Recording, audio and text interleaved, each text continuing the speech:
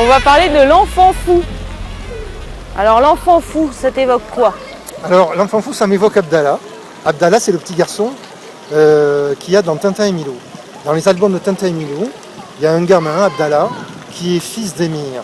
D'accord. Bon. Donc c'est un enfant roi et un enfant de roi. D'accord, les deux. C'est les deux. Mais alors, il est impossible, il est insupportable. Il aime blesser, il aime s'amuser avec les autres, mais il est vexant. Il aime faire du mal, il est totalement immature. Mais il a quel âge? 6 ans, Ouais, dans Tintin et Milou. Ouais, il a 6 ans. Par exemple, il terrorise les animaux. Il habille Milou, ouais. Tu sais, le chien, Ouais. il l'habille en petit chaperon rouge. Quand il fait des bêtises, comme c'est une tête à claque, tout le monde le poursuit, mais il va se réfugier derrière ses gardes du corps. Ah ouais, d'accord. Voilà. Ouais, c'est la teigne. Voilà, c'est la teigne qui met des seaux d'eau sur toutes les portes, enfin bon, et qui rend immature tout son entourage. Ouais, il fait même pas ça pour s'amuser, il fait ça pour être méchant. Voilà, c'est la méchanceté, ouais. C'est la turbulence à l'état pur. C'est l'immaturité dans toute sa splendeur. Ouais. En fait, Abdallah, c'est un plaidoyer de la gifle et de la fessée. Voilà ce que c'est. Ah ouais, je vois tout à fait. T'as envie de lui botter les fesses en permanence.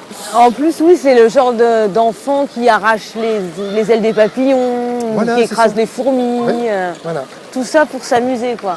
Tout ça pour s'amuser. Et puis, quiconque va contre son gré, alors là, ce sont des... Ils se roulent par terre. On en voit souvent des enfants par terre, fous. ils menacent.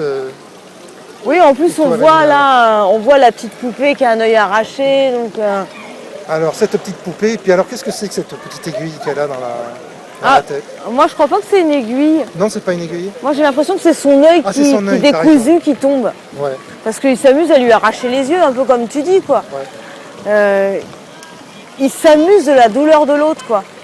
Et puis, on lui donne ça, il prend ça. Ouais. Attention. Ah, mais là, on a l'enfant fou qui est passé, c'est marrant. Oui, Il est totalement. ténébreux, l'enfant fou.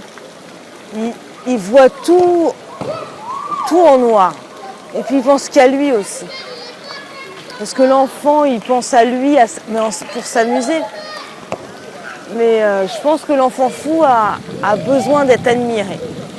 Il a besoin d'un public qui est un peu comme l'idole. Il a besoin d'un public pour vivre et pour exister. Oui, parce qu'il se sent vulnérable à l'intérieur de lui. C'est ça, on Alors est que tous l'enfant, pas du tout. fous Ouais. à cause de quelque chose qui nous fait disjoncter.